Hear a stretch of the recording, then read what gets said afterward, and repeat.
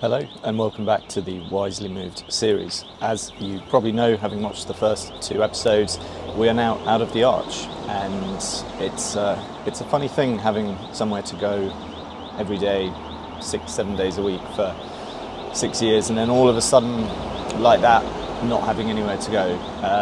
So still getting accustomed to that, and as a result, I thought I would come and aimlessly stroll around Chelsea and treat myself to a breakfast and a coffee on a Sunday morning. So, very posh part of town, and I brought Bevy, which is my i3, which I don't get to drive much these days, but it seemed a nice opportunity to get it out, and there'll be a bit of a connection later on.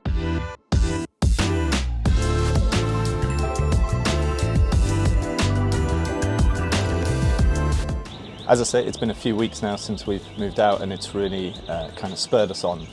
Now, in terms of how that went, it's too early to tell really. We did the handover, we actually filmed it. I was wearing a body camera on it just because I wasn't 100% confident that things might not be used against me, etc. at a later point. So as far as how things went with the handback, well, it's too early to tell. It's been a few weeks since we moved out, as I mentioned, and it seems that Archco take a very long time to deliberate of how things went and ultimately what they want to deduct from our deposit. It really feels like it's not a case of if they're going to deduct from our deposit, but how much they're going to deduct, which is a shame because we did everything we were meant to, and they gave us a 10-12 page document of things to do. We did all of them as best as we can. I hope they're reasonable, but we'll find out. They've given themselves 4 to 6 weeks to calculate and finish everything. So yeah, we will probably come back to this subject, I fear. But anyway, we'll more on Archco in this series because there's a lot more to say. So back to why I find myself on a Sunday morning in Chelsea. Well, as I say, I fancy the drive, and not having a showroom anymore, we're starting to run dry on filming locations. But there's more to it than just that. All your comments and feedback to episode 1 and 2 were absolutely lovely. We've also received loads of emails and general advice and support, so thank you very much. One subject seems to have really taken over though, which is where are we moving to? And although we really aren't that sure of that just yet, we have certainly looked at a lot of options, and when I say a lot, about 2.5-3 years we've been looking to move. So we will do an episode showing all the things we've considered, all the things that have changed in the marketplace even in that period that we were looking. But above all else, we'll also show you eventually what we are going to end up doing and where we are going to end up going. Naturally, there is a common trend, which is that you want us on your doorstep, and that has meant for some really interesting suggestions. We've had comments suggesting we should move to America, Australia, Spain. A good customer of ours based in the Caribbean, who we've exported a few cars out, suggested that we should move there. I thought, I'd be packing my bags already for that one. Someone said Norway. Imagine the collaborations between Martin and Bjorn, that would be amazing. So yeah, lots of very interesting suggestions, but closer to home, there's generally a whole scatter of them. Gloucester, Oxfordshire, Kent, Suffolk, you name it, you guys basically suggested it. Even North London, I mean, can't you make the trip? You're literally a few miles away. But anyway, there was one area which came up more than any other, and my word, did you guys shout. Now, when you guys shout, we listen. And in this episode, I'm pleased to announce that we'll be discussing why we're not moving up north. Did I get you? Okay, look, I get it. You guys are all the way up there. We're all the way down in the south, and obviously there's a few hours drive in between. There's so many reasons, and like I've said just a moment ago, we've considered a lot of places, and one of them actually was very far up north, and you can't please everyone. And not just that, but there's other reasons as well. And what I want to do in this quick impromptu episode really is to kind of explain to you why the north doesn't work for us and for me in particular, and at least try to prove that we have listened and we have considered it, but for the reasons I'm about to go into, it just doesn't work for us. So what we're going to do now is jump in the car, get away from this alarm which turned on 30 seconds before I started filming, and we're going to go for a little drive around London. We're going to start here in Chelsea and we're going to work our way up to Hampstead, which is in North London. And along the way, we're going to do a bit of i3 spotting, see how many i3s we can spot in a reasonably short amount of time. So yeah, we'll continue the conversation from the car and just need to finish my coffee and we'll get going. We're back in the car and we're leaving Chelsea now. Well, we're in the heart of Chelsea on the King's Road, just crossing it. And this, in reality, is going to take me about half an hour, depending where I decide to go. I'm aiming for Hampstead, and it's a Sunday morning, so there won't be much traffic, but it's going to make the video too long to show you the whole thing. But yeah, we will keep a little counter of how many i3s we see along the way. Now, I will be, as you can see here, just sort of dipping and diving a bit to get more into sort of side streets, because chances are there's more parking spaces on side streets, and we will keep a sort of counter going of how many i3s we see and also how many BMW i products we see other than i3s. So I'm going to include i8s in that, and iX, iX3, iX1, that kind of stuff. Also electric minis. So far not so good. Oh, actually, here's our first one. A beautiful Blue Ridge Mountain i3 drove past just as I was setting up, but yeah, that's officially i3 number one.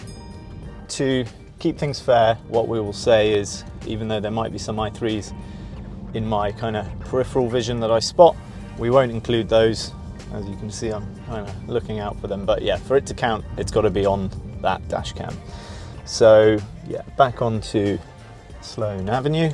Well, why are we doing this? Well, above all else, to kind of make a point, and I'll get to that point a little bit later. But going back to the matter at hand, why aren't we moving up north, or where are we moving to, or where should we move to? The first thing that is clear when you read all the comments and generally just have a think about the subject is you can't, there's an i3, number two, you can't please everyone. And of course it would be brilliant if, you know, we were on everyone's doorstep, we had 15 branches, but think about how many i3s there are, and even going forwards, how many i product cars there are on the road. Realistically, we're going to be, in the future, one branch, maybe two.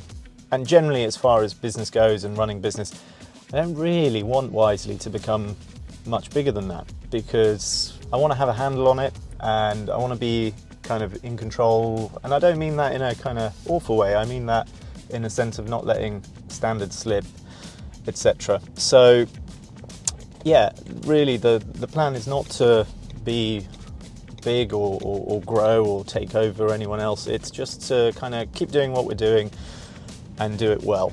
Now, if you're going to do that, you've got to position yourself somewhere which is reasonably kind of good for everyone. But like I say, the comments prove that nowhere is good for everyone. There's good for some people, which will then not be good for others. And what you've got to appreciate is, you know, we can get very granular with this. Some of the comments, for example, I think I'll pick out two from memory.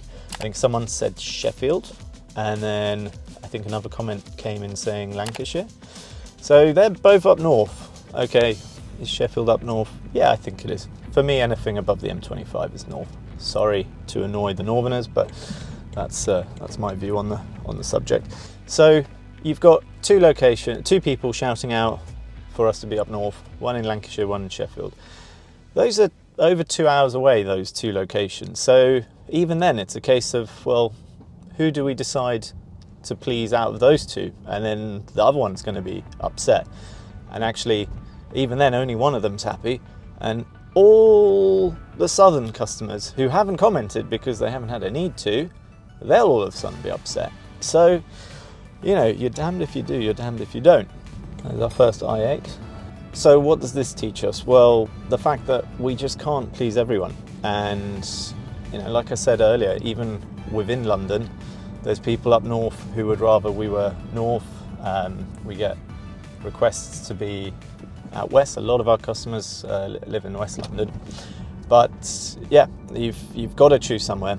And this brings me on to the next thing I wanted to say, which is, for the most part, the electric BMWs and Minis require a service every 2 years, every 24 months. And that interval isn't actually variable on mileage, it is just every 2 years. So, okay, things go wrong, you get issues with your car that you want us to sort, but for the most part, most of you will hopefully only be needing us every 2 years. Okay, even if you're in Sheffield and you need to come down to us and it's, I don't know, a 4 hour drive each way, 4 or 5 hour drive each way, that every 2 years is still probably on balance the easier thing to do for everyone. Yeah, basically instead of the bricks and mortar coming to you, you come to the bricks and mortar. That's how it is. Obviously, we're really pleased and delighted that a lot of you, already do make the trip. And in some cases, I've mentioned before, we have a gentleman who has come down numerous times from as far as Aberdeen. In a lot of cases, they'll make a trip out of it, or tie it in with something they need to do in London, or stay overnight, or whatever. But either way, they are, I guess, there's an i3, hopefully you just spotted that one. These people are sort of sacrificing their time once every 2 years, and really that sacrifice is because there's not good options, or they feel that there's not good options in their area. We shouldn't be penalised for the fact that others don't exist, or others aren't willing or good enough to service this this marketplace. So anyway, there's X amount of i3s in the country. I don't even know how many there are. I've got in my mind the figure 20,000, but that seems awfully high. But then we've sold about 600, so 2,000. So yeah, maybe it is 20,000. Anyway, if you know the answer, please comment below. But however many i3s there are in the country, you've immediately got to assume 50% of people won't be interested in servicing them properly or using us or whatever. But of those people that are interested, it's a trip that you need to do every 2 years, hopefully. So with the greatest respect, sometimes you've got to go to the business you want to deal with. And I think one thing that's changed in the last sort of 10-15 years is we've really become accustomed to services coming to us, and a little bit more on that later. So yeah, that's, I guess, the first point I want to make, which is that we can't please everyone, and if we do try and please a part of the country that's crying out, I assure you, the next time we do a similar video, the comments will all be from Southerners saying, "Oh, we would use you if you were down here." So that's a really tough one, and what do you do? How do you please everyone? I don't think you can. Speaking of Southerners, that brings me on to point 2, which is actually more a point about existing customers and loyalty. So we're all about serving the customers that we have done business with, and namely that is people we've sold cars to, and being able to support them. So taking into account a database of postcodes that we have for existing customers, over 1,000 people who have bought us or used us for servicing so far, what I thought is I would let ChatGPT and a bit of AI help us in working out exactly where we should be. So I'm going to show you that footage which I filmed yesterday now. Hi, ChatGPT. If I gave you a list of UK postcodes, could you tell me what town would be best to be based in to travel to all these locations regularly?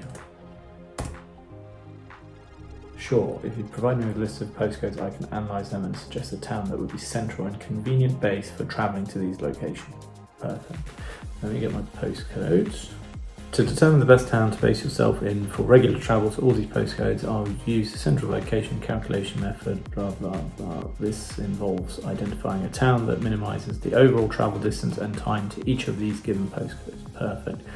Given the distribution of postcodes across various regions, particularly concentrated around London and the southeast of England, a central point in or near London would likely be the most convenient. Let me calculate the approximate location. So plotting the postcodes spread through various regions of the UK with a significant number in London and the southeast, along with some in the northeast, Scotland, Northern Ireland and Wales. London is central to most postcodes. The outlying postcodes in Northern Ireland, Scotland and the northeast make the calculation more complex. However, for regular travel, we focus on minimising the distance to the majority of locations. Ideal base town, London, especially central or west London, emerges as the best base, given its central position relative to the clusters of postcodes, its transportation hubs and its accessibility to other parts of the UK. Specific recommendation to Twickenham or Richmond. I wish we had the money, but that's nice. They provide good access to London, the M25 and major rail lines, making them suitable for travel across the country. That's another thing to consider. We do sell cars as well, and when people are buying a car from us, they usually come by public transport, and London is pretty much accessible from anywhere. Alternatively, central London, but that's not so good for a car business. Conclusion, Richmond or Twickenham in West London are likely the best town to be based in for regular travel to all these postcodes. This location offers good transport links across London to the southeast and beyond. It also provides relatively easy access to the M25, facilitating travel to more distant postcodes. Thank you, ChatGPT.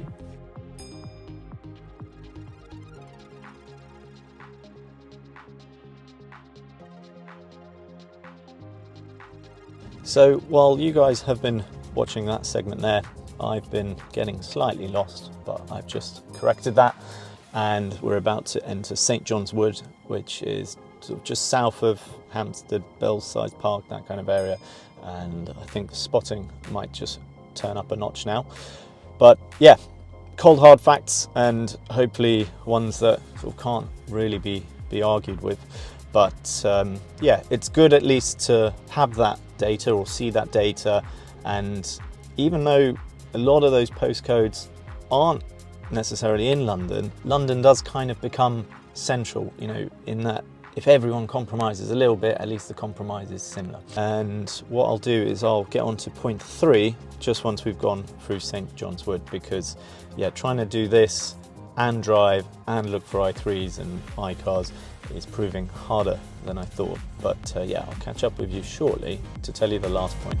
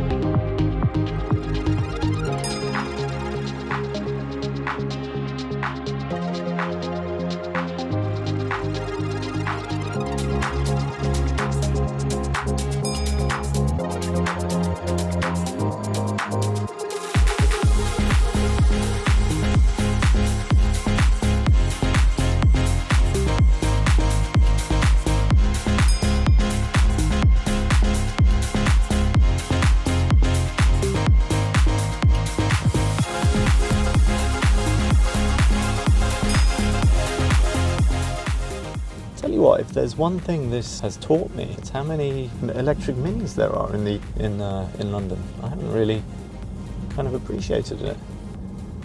We must make a point of telling people that we can also service electric minis, because there's a lot of them. So that's us done with the area of St John's Wood, and now we're going around Swiss Cottage and making our way up eventually to sort of Hampstead. I should add, unfortunately, I've got no navigation because Bevy, the car I'm in, the i3, doesn't have a working head unit, as in it works, but unfortunately, because the previous owner added CarPlay and we didn't realise that that wasn't factory spec, I know, of all the people not to realise, it went into BMW a long time ago under warranty, and it needed a module programming. This was following injectors being changed, and yeah, the head unit bricked itself, so stark warning about that. i3 passing us on the right, just there. If your i3 has CarPlay added, just make sure you know whether it's factory added or not. That is the first sort of two topics out the way, and moving on really to the kind of the last one. These are all vague. i3 passing us. Point 3 is that home is home. Electric Mini. So for you northerners, the north is home, i3. For me, London's home. I was born here, I've lived here all my life, and in particular I live in southeast London between Blackheath and Greenwich kind of areas, and I like it. It suits me, it's home. And going to Weymouth Road, my commute was at worst maybe half an hour, 40 minutes. Some of the places we've been looking at have meant, you know, probably a 2-hour commute each way, which, look, I could do, it's fine, but I've got to do it 6, sometimes 7 days a week. So that extra 2 hours or 2.5, 3 hours every day, times that by 300, 350 days a year. That's a lot of extra time for me, you know, literally thousands of hours every year that I'm sitting behind a wheel and not being able to work, and not being able to have a life, either of those two things, although work is my life, sadly. So there is a point to that, and you know, I could, or we as a family could uproot and go up north, but realistically, you know, home is home. I'm happy down here. I know that it's 2 i3s parked side by side there. There's one there and there's one there, so we won't count those two down there, but they were there, just so you're aware. Is that a third one? Yeah, there's another one just there. So about a year ago, I think someone commented on a YouTube video, or maybe it was on a Facebook post or something like that, iX3, just there. And they said, oh, you should move up to Birmingham, you'll have a better quality of life, and your children will have a more grounded upbringing or more grounded childhood. Well, that was certainly a very interesting comment. And firstly, overlaid is a picture of my child, and as you can see, he's pretty grounded already. In fact, he's pretty much horizontal, I'd say. But yeah, jokes aside, like, okay, you know, everyone's got their little place, but you know, don't go around telling people that because of where they live, they're not grounded or rounded. You know, you don't know anything about me. But okay, I get the point, and I understand the whole north-south divide, and I actually, for one, you know, I kind of agree with it a little bit. But you can't shape, or you can't reverse your background or your childhood. We're not going to count these because we've been here before, but there were those two down here, so I'm going to get them in. So there we go. Oh no, it's just one. And it kind of drives the message home, which is that, you know, this is home, and the business we're talking about is owned by Southerners, and so you kind of have to assume that it's going to stay south. A lot of businesses will uproot and move to completely different ends of the country, but it's rare. You know, usually you stick to the area that you've kind of made a name for yourself. I'm not saying we've made a name for ourselves, but you know, we know all our local kind of trades here, and all that kind of stuff. So I feel we've been up this road already, because there's an i3 there and it looks familiar. Maybe we've sold it. I am now well and truly lost. This video would have been interesting to do a count of all the other electric cars, and if it had peripheral cameras as well. Maybe we need to redo this exercise and try and beat whatever number we achieve. iX3, i3.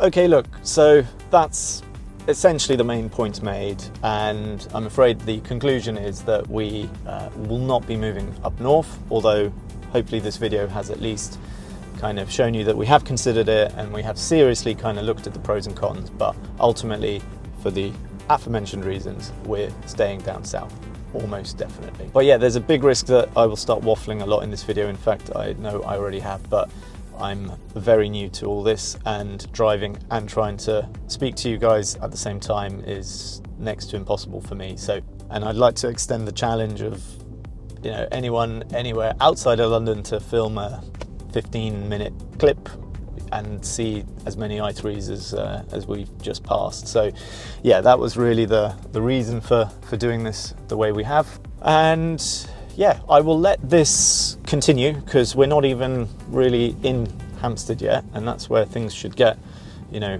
really concentrated. So yeah, I guess we'll overlay some music, keep the counter going, and I'll see how many I can try and squeeze in just before this video ends. Another i3 with a learner badge on a 20 plate. Lucky learner.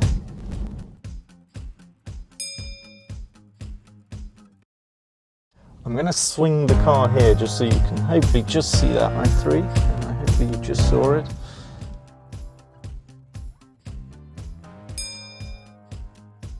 This also is a very good example of why the i3 is so perfect for this environment. But yeah, look at all these high curbs and narrow roads, width restrictions, all that kind of stuff. The only thing about London is no one lets you in.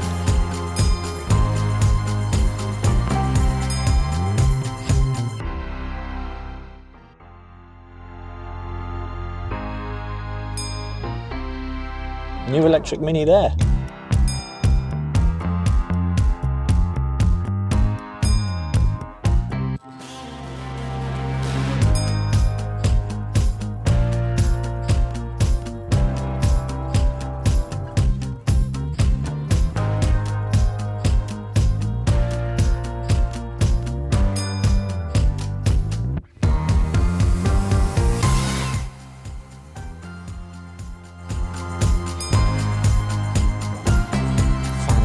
Turning circle.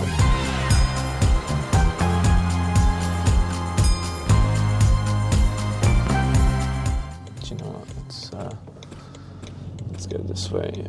So I've been driving around Hampstead trying to find somewhere to park and conclude this video, and it just so happens I've passed two houses which between them have 3 i3s. So if that doesn't show concentration, I don't know what does. So we're going to add those 3 to the count, which is hopefully down here. I don't know what the total is, but hopefully it is quite impressive and really drives home the fact that staying in London makes a lot of sense. However, there is one final announcement to make, and if you've waited this long, and let's face it, you're probably an angry northerner if you have, I might have good news for you, which is that soon, very soon, we're going to have something which means that whether you're north, south, west, actually you can all use wisely.